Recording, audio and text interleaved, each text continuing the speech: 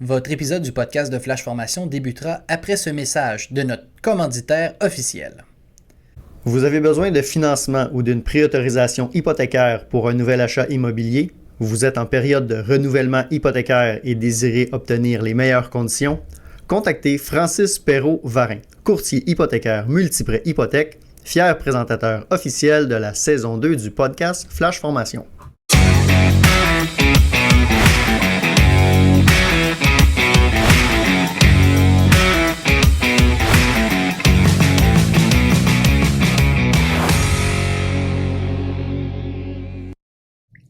Bonjour tout le monde, bienvenue à l'émission du podcast Flash Formation. Aujourd'hui, un invité très spécial, un nouvellement retraité du service incendie de Montréal pour lequel il a terminé sa carrière en tant qu'assistant directeur, donc retraité depuis 2023, Monsieur Gordon Routley. Bonjour. Bonjour. Première question, comment se passe la retraite jusqu'à maintenant? Je suis toujours dans la période d'ajustement. Je suis pas vraiment habitué. J'ai passé 3 mois en Floride. OK. Et c'était un environnement complètement différent. Oui. Mais depuis mon retour là, à Montréal, tout ce qui a changé, c'est que 5 matins par semaine, je m'habille pas en uniforme, mais je m'en vais au QG. Je suis toujours impliqué dans le monde pompier. Je suis passionné dans le monde pompier depuis l'âge de à peu près 8-9 ans. Wow!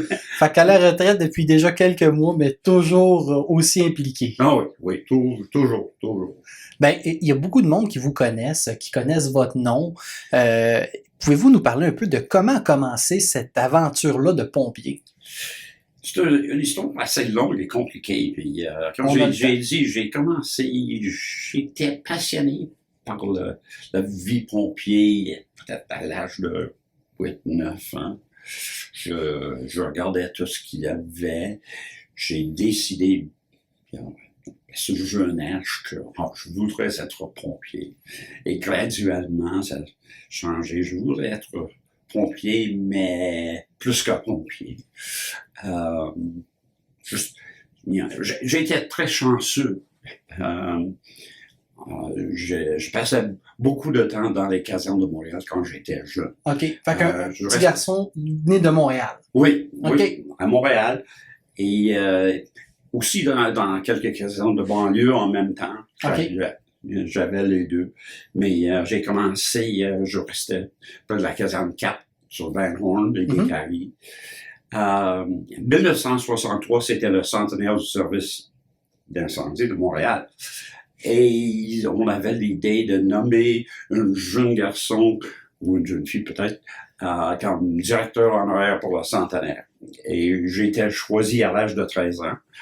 Ah oui? Alors, c'était l'opportunité merveilleuse d'être officiellement reconnu. Et depuis ce temps-là, toutes les portes étaient ouvertes.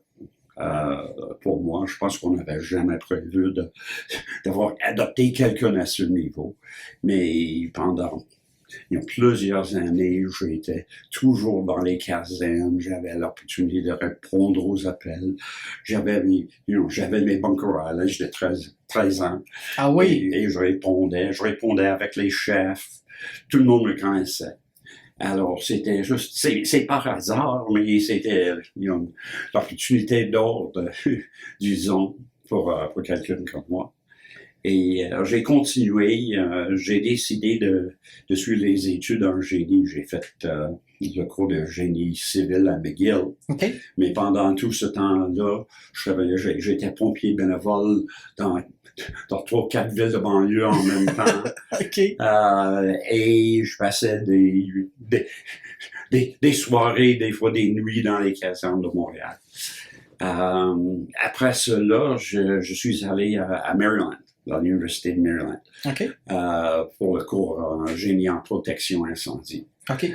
C'était comme d'y aller, c'est un peu comme Disneyland pour les jeunes pompiers, parce que on suivait les cours en génie en protection incendie, mais on avait en même temps le service d'incendie bénévole de College Park, qui est dans milieu assez urbain, mais nos classes étaient au 3e étage. Notre dortoir était au 2e et les camions étaient au 1er étage. Alors, on était pompiers 24/7, sauf de temps en temps, on sortait. Mais, c'était ce monde-là. J'avais toujours l'intention de revenir à Montréal. J'avais jamais pensé de faire autre chose que de revenir à Montréal. Okay. Et d'être engagé comme pompier et d'avancer. Mais encore par hasard, il y avait une opportunité pour le service d'incendie de Phoenix, Arizona. OK. Tout à coup, il y a une ouverture dans le service d'incendie pour un ingénieur en protection incendie. Quelque chose qui était complètement inconnu dans le temps. Et je dois appliquer. Alors, ils m'ont choisi. Et c'est... Encore quand je dis j'étais chanceux, je suis arrivé à Phoenix juste au moment que tout changeait. Il y avait un gars au nom de Brunissini. Il était le directeur adjoint quand je suis arrivé. Rapidement, nous sommes attachés l'un à l'autre. Et pendant plusieurs années, j'étais son assistant. Okay. C'était le visionnaire et il a bien connu comme le visionnaire des services d'incendie aux États-Unis. Et j'étais juste un pas en arrière de lui pour organiser toutes les idées et tout mettre en place. Alors, j'étais à Phoenix pendant 16 ans. Et ça, on parle de quelles années environ à Phoenix? Je suis arrivé en 74 et suis parti au fin de 89. OK, wow. Fait que Phoenix a été le premier service incendie. Vous avez fait occuper un poste à temps plein dans votre carrière. Okay. Oui, j'avais fait temps partiel et bénévole, mais celle-là, c'était temps plein et c'était temps plein 24/7. Parce que j'étais toujours disponible, je répondais à tous les appels intéressants. C'était un poste qui n'était pas bien défini. Okay. Alors j'étais impliqué dans tout, mais comme je le dis, responsable pour rien, mais impliqué dans tout. J'aime ça, je vais la retenir ça. Et après cela, en 89, j'avais décidé, OK. J'ai fait mon temps. Je peux rester ici ou je peux chercher quelque chose d'autre. J'ai été engagé comme directeur pour le service d'incendie à Shreveport, Louisiane. OK. C'est une ville de 200 000 populations. On avait 19 casernes, presque 500 pompiers. Et j'étais le premier chef qui était engagé de l'extérieur. Le chef avant moi était en place pendant 27 ans. Okay. Alors je suis arrivé comme l'agent de changement. Mm-hmm. C'était pas bien reçu. C'est sûr, hein? Oui, j'étais là juste 2 ans. Il y avait une élection. La politique a changé et un vendredi, je cherchais l'emploi encore. OK. Et j'étais déjà très impliqué dans d'autres affaires. J'enseignais à l'Académie nationale des pompiers aux États-Unis. J'étais très impliqué dans le sujet de santé et sécurité des pompiers. Mm-hmm. J'étais président du comité de santé et sécurité pour l'Association internationale des chefs. Alors, je me suis déplacé dans cette direction. Je travaille beaucoup sur les mandats. Pour l'US Fire Administration et pour plusieurs villes.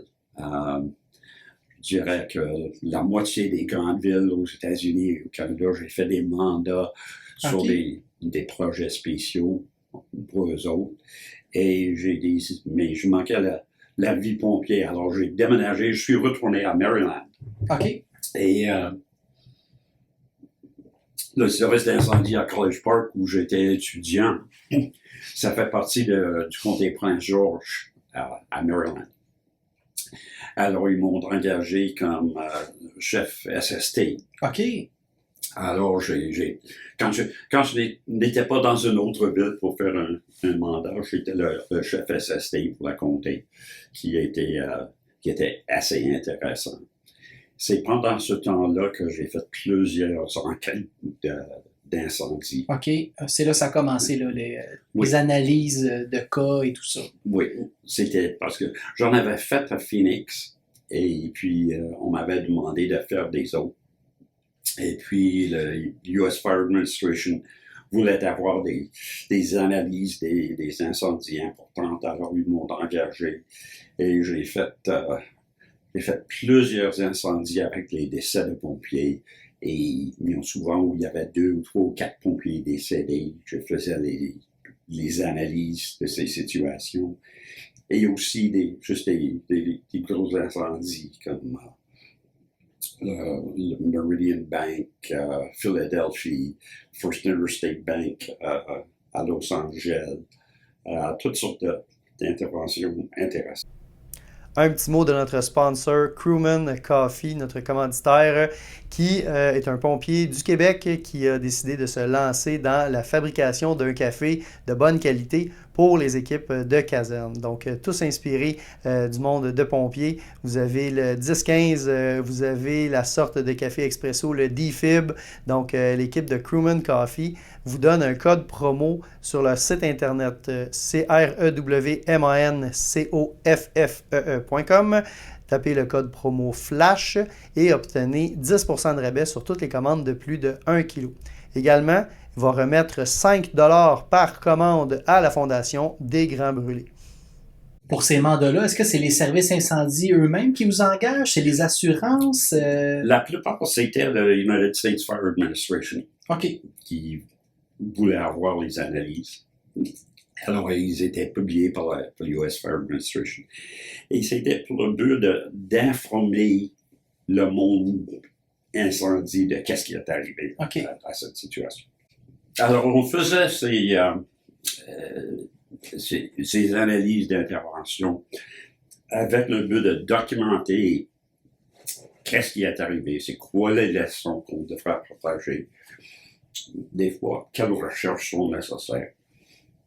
Mais surtout, juste pour que les informations de ces informations soient disponibles à tout le monde. Et j'en ai fait plusieurs. Aussi, je faisais des projets pour les villes. J'ai travaillé sur un système de communication pour FDNY à New York. J'ai fait des plans de déploiement d'unités, emplacement des casernes pour plusieurs villes. Et toujours en même temps, j'étais en devoir comme chef assisté à Comté Prince-Georges. Et c'était chanceux que le chef du service à Comté Prince-Georges était un de mes grands amis. Alors j'étais également un conseiller au directeur.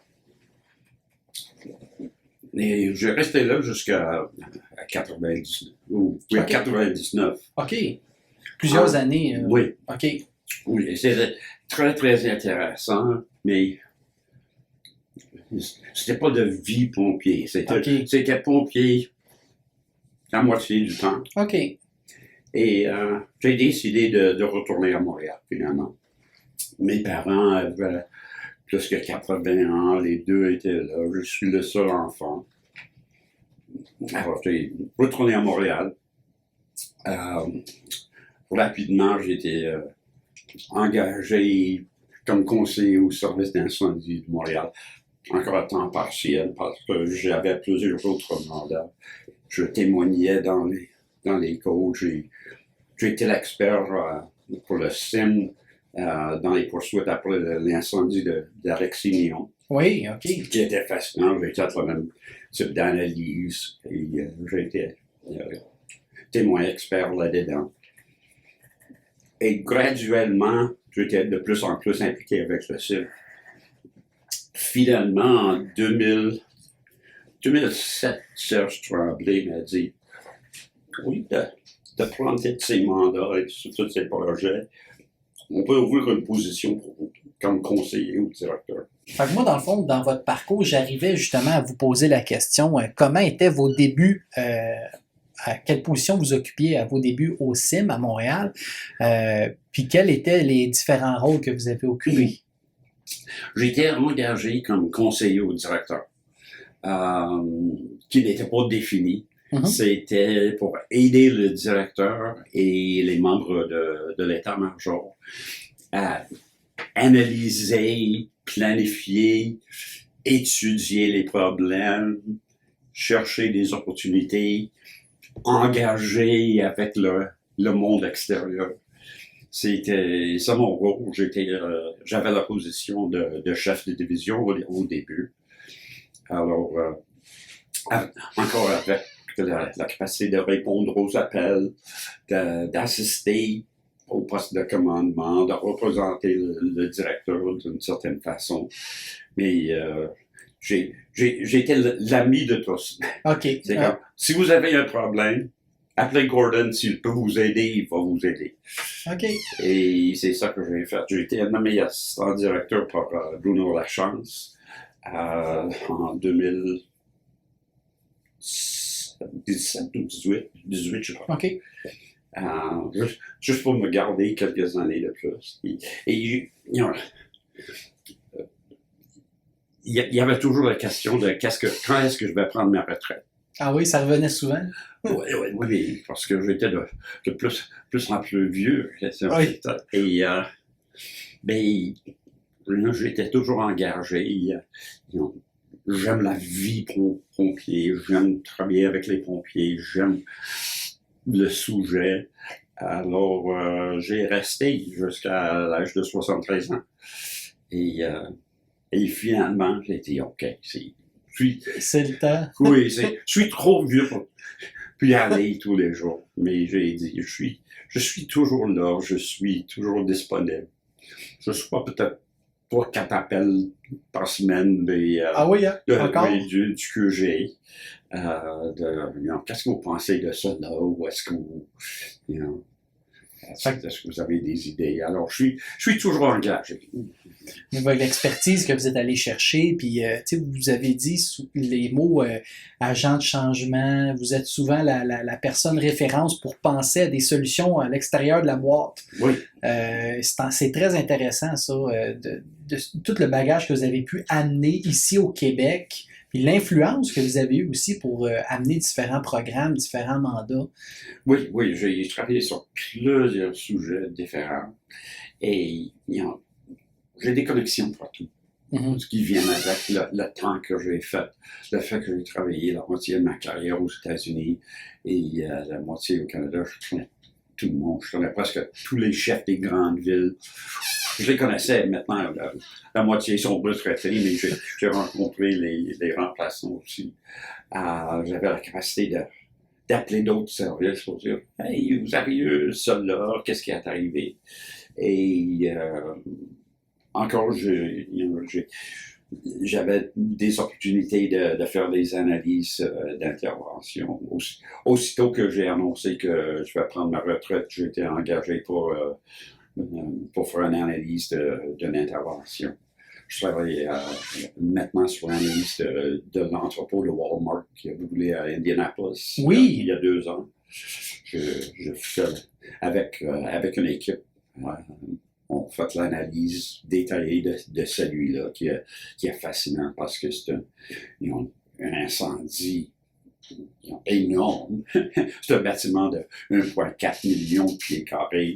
C'était des entrepôts, c'est ça? Oui, c'est un centre de distribution? C'est un centre de distribution. Toutes les commandes qui sont entrées par Internet à Walmart, c'est là où ils prennent qu'est-ce qui est commandé, le mettre dans les boîtes et l'envoient.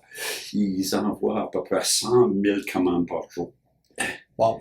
Et imaginez, ils ont tout ce qui est vendu dans un Walmart, il y en avait en stock dans cet endroit. Alors, c'est un entrepôt immense avec toutes sortes de risques, avec beaucoup de protection. Derrière, il y avait des gicleurs partout, des systèmes de détection de fumée. Il y avait un gros investissement en protection à incendie, mais quand même, c'est une perte totale. Il y a zéro qui restait du bâtiment. Même le béton du plancher a détruit. Et puis là, l'analyse est toujours en cours à ce jour. Oui, okay. oui. C'est presque fini.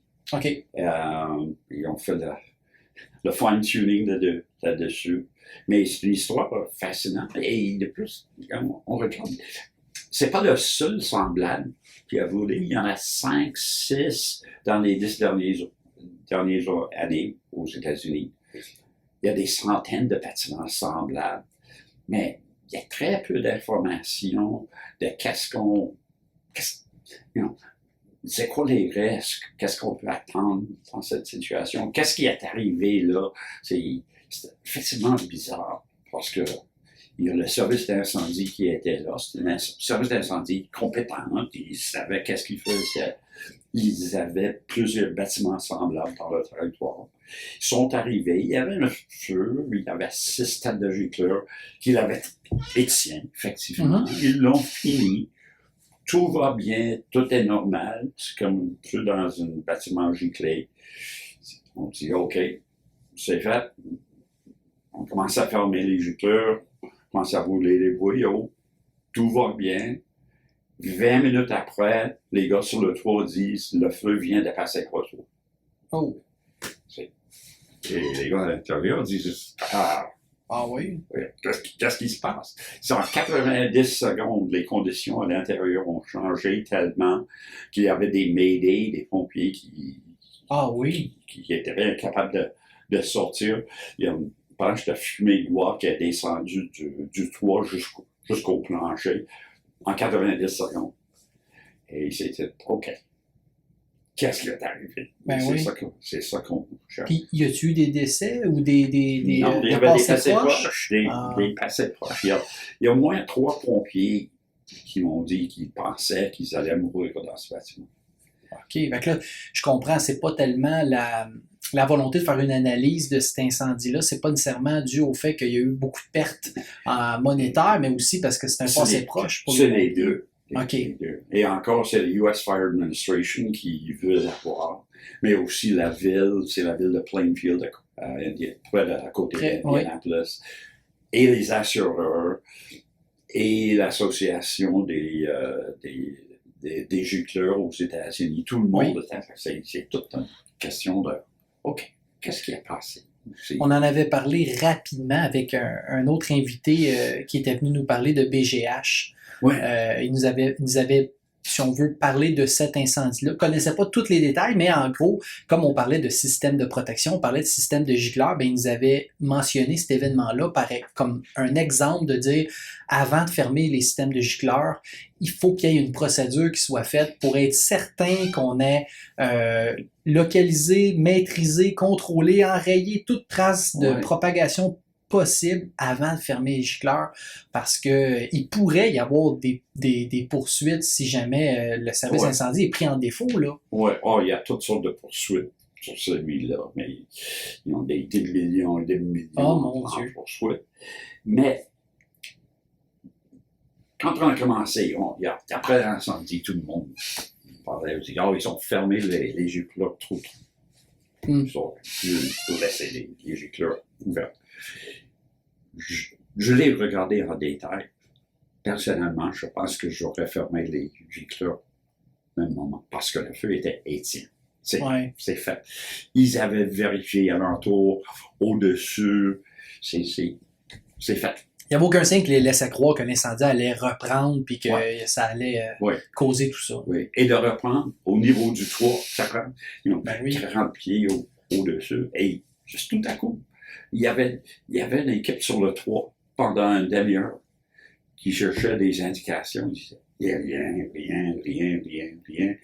Le PC leur a dit, OK, tu peux descendre. Ils étaient en train de prendre leur équipement pour descendre. Ils sont dit, tout à coup, il y a une flamme qui sort pour le toit.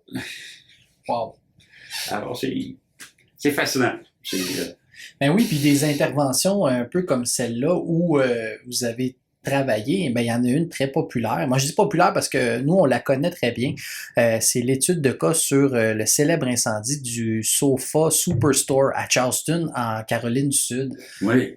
C'est un peu grâce à vous pourquoi on connaît cette histoire-là aujourd'hui. Pouvez-vous nous en parler un peu?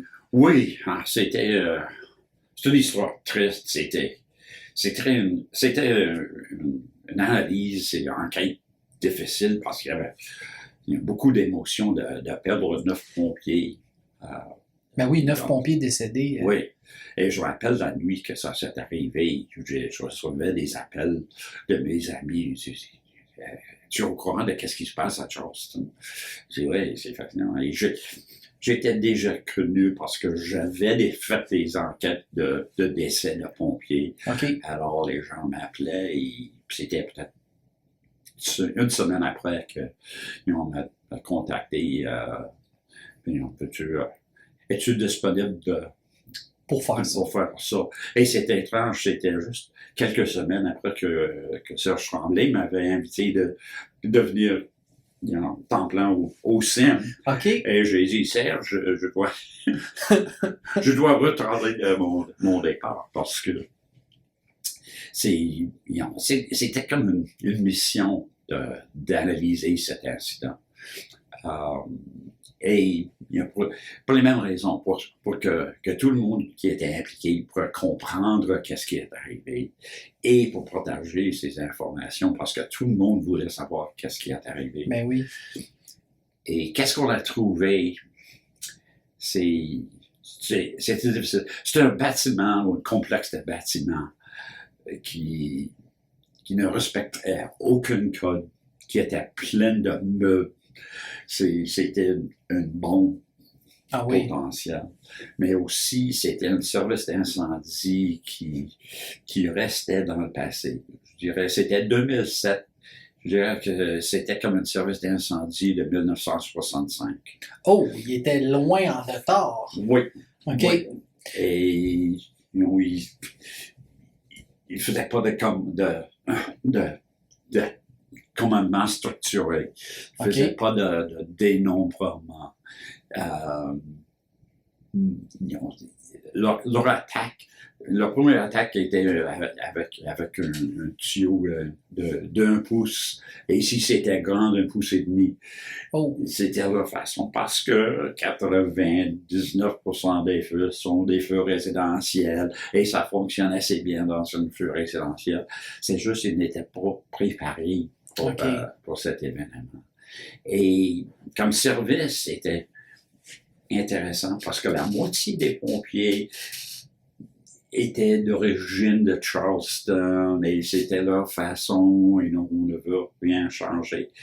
Mais pendant les années, il y avait l'autre moitié, c'était des gens qui étaient venus de l'extérieur et tout le monde savait qu'un jour, on va perdre un pompier. De par leur technique, là. Oui, si on continue comme ça, un jour, on va perdre un pompier. Ah oui, hein?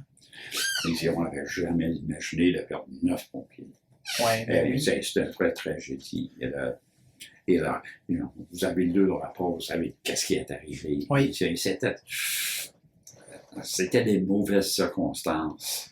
Pour ceux qui n'auraient pas ou qui ne connaissent pas l'histoire, elle est très bien documentée, disponible à plusieurs endroits. Si vous tapez sur un moteur de recherche sur Internet, là, l'incendie du Sofa Superstore à Charleston, en Caroline du Sud. C'est arrivé en 2007. Hein, 2007, oui. Vous allez avoir l'information, mais rapidement, on parle d'un entrepôt de meubles, un magasin de meubles. Un magasin avec un entrepôt en arrière, tout attaché ensemble. Oui. Sans gicleur.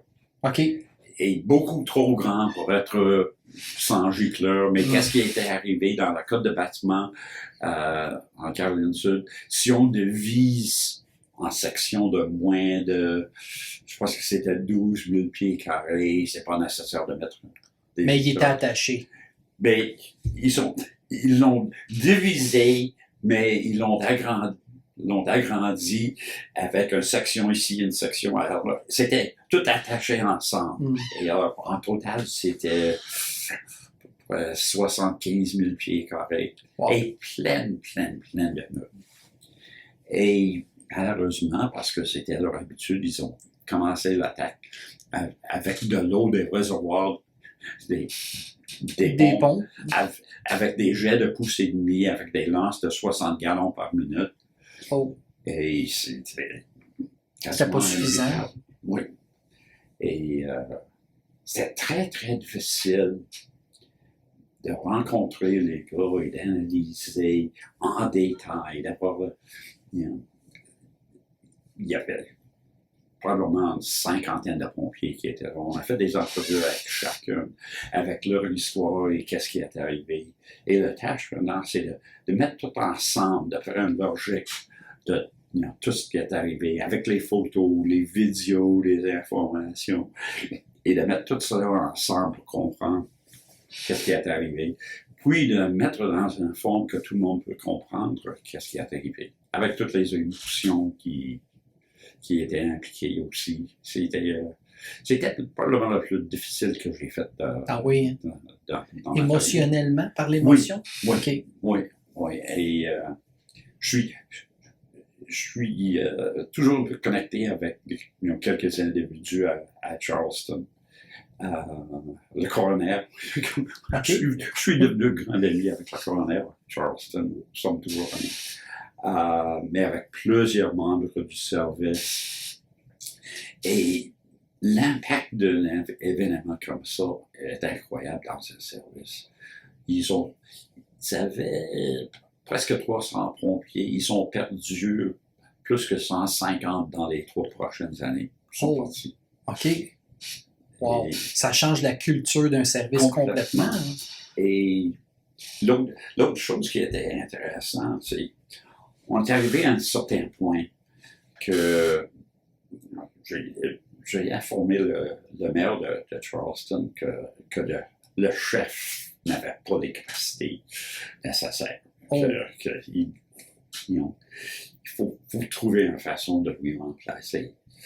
Et il a fait, dans les prochaines 48 heures, il l'a remplacé. Il n'a pas le remplacé, mais il l'a mis à la porte. Et puis, maintenant, le maire me demande, OK, peux-tu m'aider à trouver quelqu'un? Et j'ai dit, OK, je vais faire de mon mieux. Et juste une semaine après, un de mes amis de Maryland m'a appelé, qui était chef d'un service d'incendie à Maryland. Il m'a dit, Gordon, tu sais que je suis de Charleston d'origine. J'avais l'idée de prendre ma retraite des centres. Et penses-tu? Et puis, oui, j'ai appelé le maire, j'ai dit, j'ai trouvé ton gars. Et malheureusement, c'est Tommy Carr qui est allé. Il est décédé maintenant.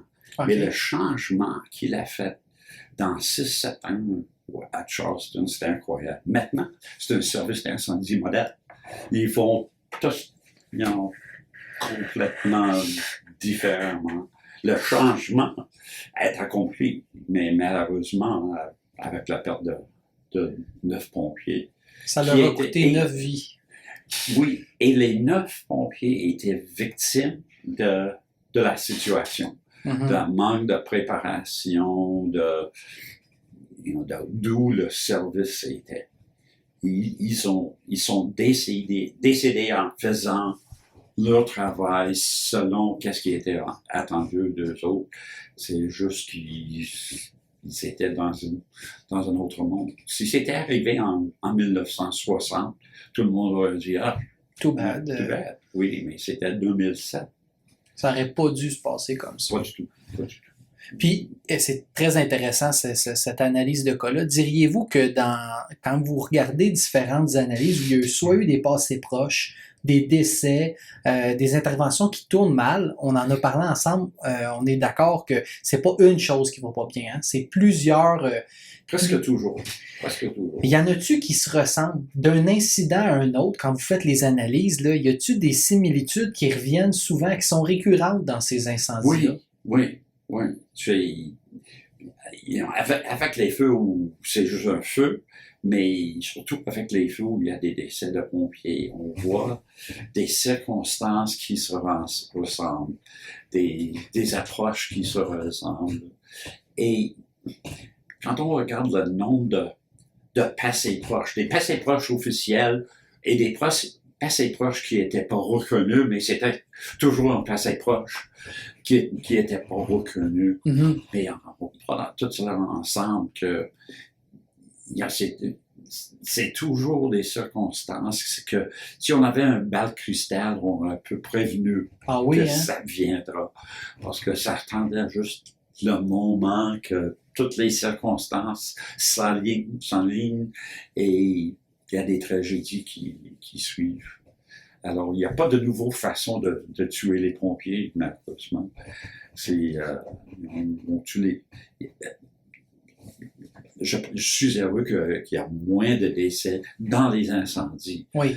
Le nombre de décès de pompiers est toujours trop élevé. Ben oui. Mais les causes sont différentes. Okay. Maintenant, il y a un cancer. On parlait pas du tout de cancer, même en 2005-2006. Maintenant, c'est le sujet de toute l'attention. Les accidents de véhicules, les suicides deviennent importants. Il y a tous ces autres sujets. Le nombre de pompiers qui sont morts dans le combat des incendies, il y a beaucoup moins qu'il y avait dans le temps. Je me rappelle les années 60, quand j'étais jeune, à Montréal, on perdait 2, 3, 4 chaque année. Wow. C'était normal. Mm-hmm. Je me rappelle l'incendie de Woodhouse où on a perdu 3 pompiers. J'étais sur les lieux quand ça s'est arrivé. Et c'était triste, c'était un choc. Mais c'était comme, oui, on perd des pompiers. Ah, oui. Et maintenant, si on perd un pompier, ça c'est quelque chose que, dans mon temps, à Phoenix, ça a changé beaucoup, et avec le temps de Brunelleschi, c'était comme, si on perd un pompier, il y a quelque chose qui n'était pas correct. On n'a pas supposé de perdre des pompiers. Et c'est pourquoi on a commencé à faire des analyses et de chercher des leçons et de mettre en place des mesures préventives. Et ça c'est le plus gros avancement que j'ai vu dans ma carrière. Juste l'idée d'être structuré, d'avoir des processus de dénombrement, des moyens de communication. Ça, c'est des éléments, je pense, en tout cas pour avoir lu quelques analyses, qui reviennent souvent. Hein. La prise de commandement, le dénombrement, les moyens de communication, les techniques de travail. Oui. Puis, on parle même pas de l'incendie, là, on parle juste de l'organisation des pompiers. L'organisation de combat, d'être structuré, d'analyser les risques et la connaissance de la situation. On parle situational awareness en anglais. Mm-hmm. De comprendre tout ce qui se passe en même temps. Parce qu'il y a beaucoup de situations où quelque chose va mal parce qu'on n'avait pas pensé, on n'avait pas pris connaissance de tout ce qui se passe simultanément. Moi, je dis souvent une petite phrase, je dis que on donne de la formation aux pompiers dans le but qu'ils sachent qu'est-ce qu'ils font puis pourquoi ils le font. Quand un pompier sait qu'est-ce qu'il fait puis pourquoi il le fait, il travaille un peu plus sécuritairement que quelqu'un qui fait juste « Pourquoi tu fais ça? » Ben, je sais pas, j'ai appris qu'il faut faire ça, fait que moi, je le fais. Dans l'analyse, la capacité d'analyse, ben, c'est un petit peu pour ça que chez Flash Formation, on enseigne, puis on veut éduquer, sensibiliser, puis on se dit que quand on approfondit nos connaissances, ben, l'objectif ultime, c'est que le pompier travaille sécuritairement parce qu'il sait qu'est-ce qu'il fait puis pourquoi il le fait. Oui. Parce qu'on entend souvent dans les situations où il y a eu des pompiers ou même des passés proches qu'il manque d'informations. Les pompiers rentrent puis ils savent pas où le feu. Ils connaissent pas bien la structure. Le bâtiment, il est inconnu du service incendie. Il n'a pas été répertorié. Toutes ces situations-là, on se dit, ça aurait pu être prévenu. Oui. Tu sais, dans la préparation. Mais si quelqu'un avait la vision de tout ce qui se passe, mais quand on est habillé comme pompier, dans un bunker avec un appareil respiratoire, il n'y a pas beaucoup de vision qu'est-ce qu'il y a directement devant moi. Ouais. Et on a des techniques pour attaquer le feu avec la lance, pour ouvrir, mais c'est plus que ça, c'est la grosse scène. Qu'est-ce qui se passe? Ouais. Est-ce que c'est stable? Est-ce que ça change? Est-ce qu'il y a des indications? Qu'est-ce qui pourrait arriver? Et ça, c'est ça pour moi qui est important de comprendre. Et chaque fois que je fais une analyse d'une situation, pour moi, c'est important de mettre la situation en scène. Voici le bâtiment, voici le début de l'incendie. Voici qu'est-ce qu'on a vu, voici qu'est-ce qu'on n'a pas vu. Oui. Et de mettre tout cela en scène. Parce que c'est essayer de mettre celui qui regarde le rapport, de lui mettre dans la position de comprendre qu'est-ce qui se passe. Oui, parce que souvent, quand on fait une analyse, ou même chez nous, quand on fait une analyse rétrospective après une intervention, bien, des fois, c'est facile à tête reposée quand on a toutes les informations de dire, bien, pourquoi ils ont pris cette décision-là? Ouais. Bien, souvent, c'est parce que si on se met dans la peau de ces personnes-là, ils ont pris la décision au meilleur des connaissances qu'ils avaient au moment où ça a été pris. Oui. Puis c'est souvent ça qu'on oublie comme quand on se positionne comme lecteur ou quand on va regarder une analyse, on va se dire OK, mais attends, au moment où ils ont pris la décision, il n'y avait pas toutes les infos. Qu'est-ce qu'ils savaient? Ouais. Et qu'est-ce qu'ils ne savaient pas? Ben oui. Maintenant, nous avons l'opportunité de tout savoir, de tout analyser. OK, maintenant, ils ne savaient pas. Ouais. Mais il faut le mettre dans cette étape. Et peut-être la leçon, c'est OK, il faut savoir qu'est-ce qu'on ne sait pas. Ben oui. Ben oui. Puis je pense que c'est important aussi justement de diffuser puis de partager ces informations-là. Au Québec, ben les seules grosses analyses qui sont publiées puis qui sont partagées, c'est ceux qui sont faits par un coroner quand il y a un décès. Oui. Et le coroner, c'est un expert, mais c'est pas un expert en comparaison. Ben non, c'est ça. Alors, il regarde de façon... OK, si c'était moi, je pense que... Mais on a besoin des vrais analystes qui ont de l'expérience pompier et la capacité d'analyser, de comprendre, de ramasser toutes les informations et de trouver la logique là-dedans. Pour moi, c'est une manque importante.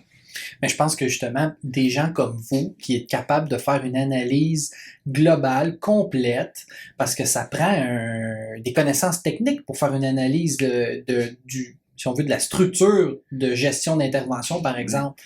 Puis ça prend surtout, je crois, une crédibilité. Parce que pour faire ce que vous avez fait à Charleston, par exemple, où vous avez dit à son maire que le chef, il n'y avait pas les capacités pour gérer le service incendie, ben ça prend une crédibilité. Ça faut que ce soit légitime quand on fait ça. Fait que c'est sûr que demain matin, c'est pas n'importe qui peut faire l'analyse puis avoir la crédibilité de recommander des moyens de correction après, là. Oui, c'est difficile. Et même avec toute la crédibilité que j'ai, je suis souvent questionné. Mais, pourquoi est-ce que... C'est son opinion. Oui, c'est mon opinion, mais c'est basé sur plusieurs années d'expérience et les connaissances techniques. Mais il faut développer cette capacité. Quand je suis disponible, je suis toujours disponible pour les faire. J'en ai fait plusieurs à Québec. Pour les poursuites, je témoignais comme témoin expert pour défendre les services d'incendie. Okay. Et je faisais ces analyses. Et c'était facile pour moi que souvent je faisais des analyses et je savais beaucoup plus de qu'est-ce qui est arrivé que les pompiers qui étaient là. Ben, parce que vous aviez ramassé toutes les informations aussi. Oui. Sur les 50 pompiers sur les lieux de l'intervention, il y a 50 visions différentes de qu'est-ce qui a passé. Mais lesquelles sont vraies, lesquelles sont des perceptions qui sont influencées. Fait que vous faites des analyses depuis une quarantaine d'années environ, un peu plus? Le premier que j'ai fait, c'était en 76. Je suis arrivé à Phoenix en 74. OK. Le premier que j'ai fait, c'était un peu plus qu'un an après mon arrivée. On avait un pompier décédé dans un incendie. Et c'est là que Bruce Seeley m'a dit « OK, tu es ingénieur, fais une analyse en profondeur de celui-là. » C'est la première fois que je l'ai fait.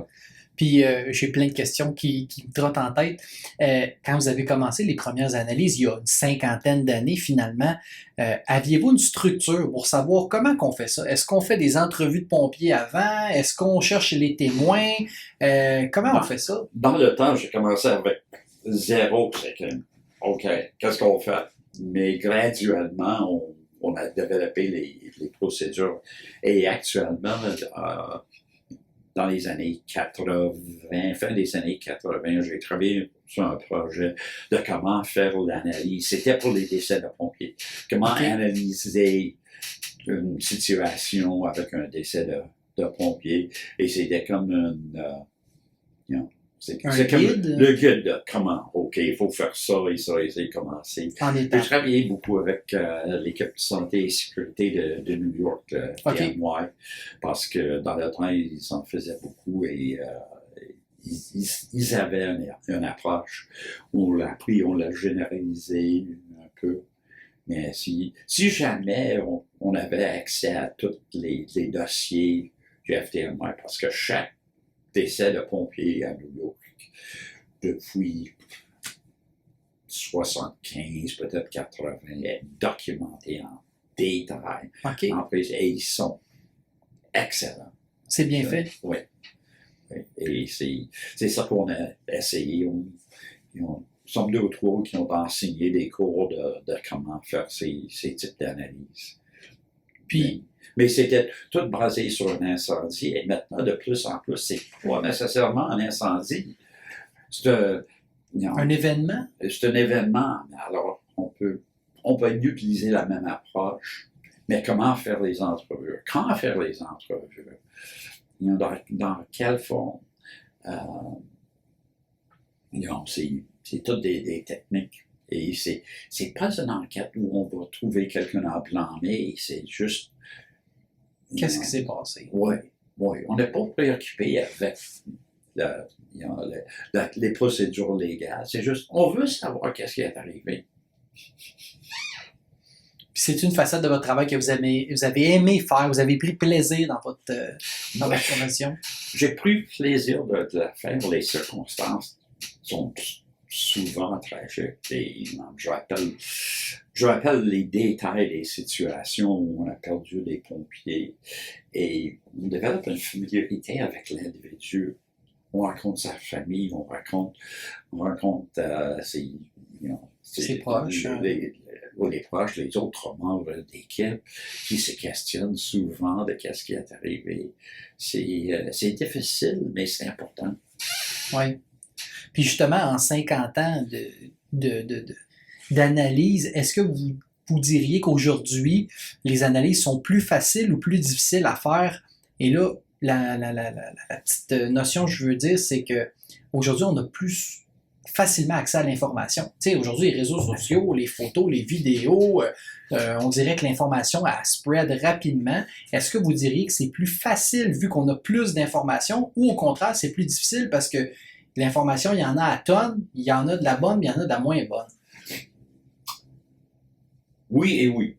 OK. Quand on a commencé, il n'y avait pas toute l'information qui est disponible maintenant. Maintenant, il y a toujours des enregistrements, des ondes de radio, il y a des vidéos, il y a toujours quelqu'un avec une vidéo, des photos, il y a toutes sortes d'informations qui ont une grande valeur de cela. Mais il y a aussi, en termes administratifs, il y a toujours la peur. On ne peut rien dire parce qu'on peut être poursuivi ou on est déjà poursuivi, on ne peut rien dire. Et qui est responsable pour faire l'enquête? Et souvent, c'est le coroner ou quelqu'un comme ça qui est responsable de faire l'analyse. Et tout le monde dit, oh, on ne peut pas le toucher parce que c'est dans leur domaine. C'est pourquoi je suis devenu ami avec le coroner à Charleston, parce que quand on est arrivé à Charleston, on est allé la rencontrer. Nous avons cette mission et elle nous questionnait et nous avons dit, nous avons les connaissances de toutes ces informations. Connaissances et on techniques. peut vous aider. Et alors, on a travaillé. Fait que ça a été fait conjointement avec le coroner. C'était parallèlement, mais avec beaucoup d'échanges entre OK. nous. Mais écoute, on arrive déjà à la fin de l'émission. Là, on est dans les dernières questions.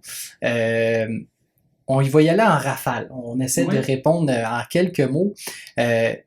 Avec le nombre d'années de service que vous avez, si on faisait là, 2 catégories, la catégorie des choses qui ne changeront pas chez les pompiers, puis qu'est-ce qui a changé, puis qui va continuer de changer, d'après vous?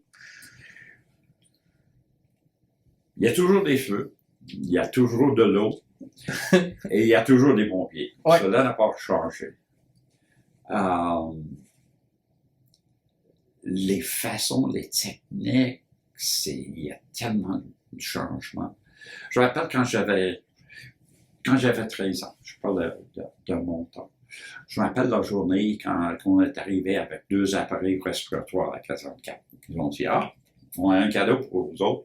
2 appareils respiratoires, des grosses, avec des cylindres en acier qui venaient dans les valises qu'on a mis dans le coffre arrière droite de la pompe. Pour urgence seulement. OK.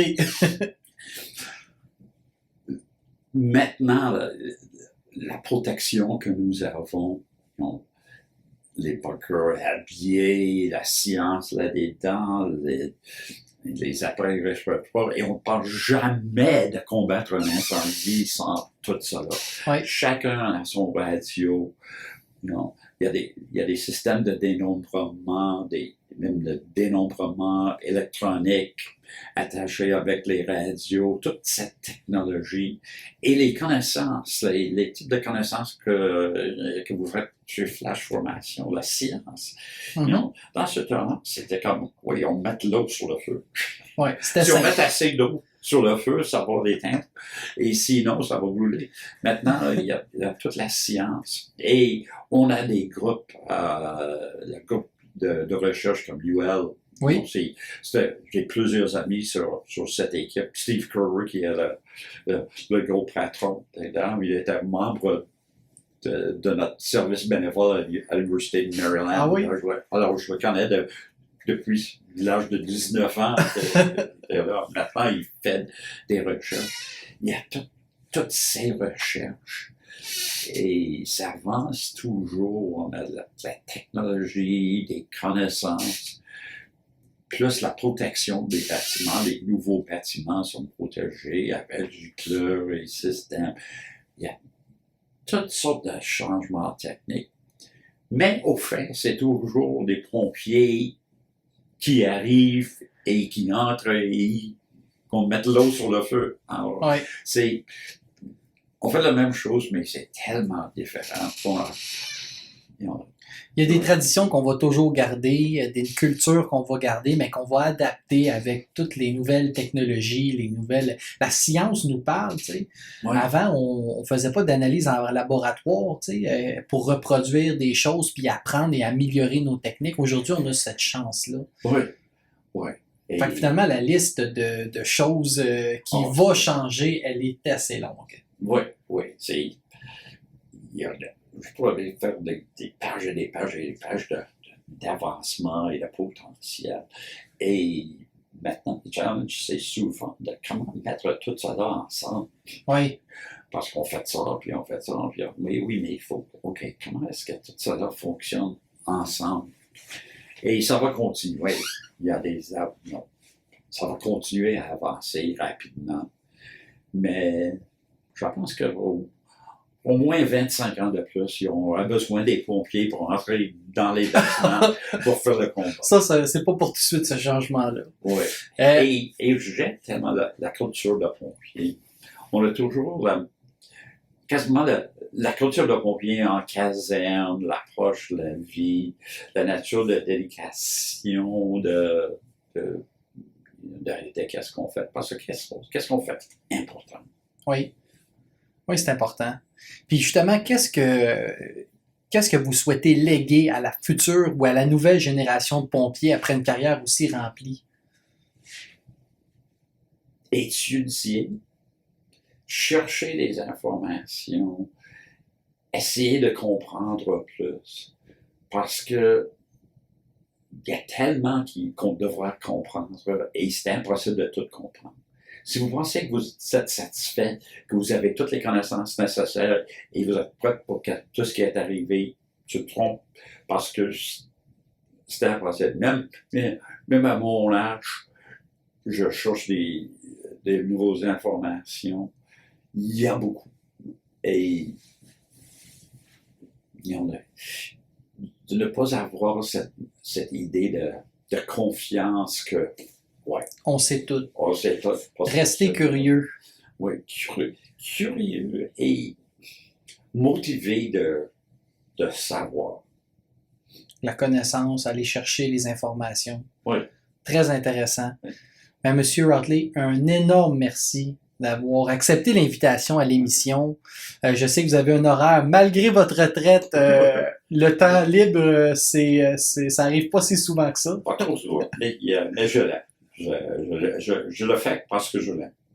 Ben, tant mieux. Et merci beaucoup pour l'opportunité. J'aime toujours jaser, de partager des informations avec les pompiers. Si quelqu'un veut me contacter, n'hésitez pas. Si je peux vous aider, je suis toujours disponible. Merci beaucoup. Et merci aux auditeurs d'avoir été avec nous pour cette émission-là. Merci, à la prochaine. Cet épisode vous a été présenté par Francis Perrault-Varin, courtier hypothécaire Multiprêt Hypothèque, présentateur officiel de la saison 2 du podcast de Flash Formation.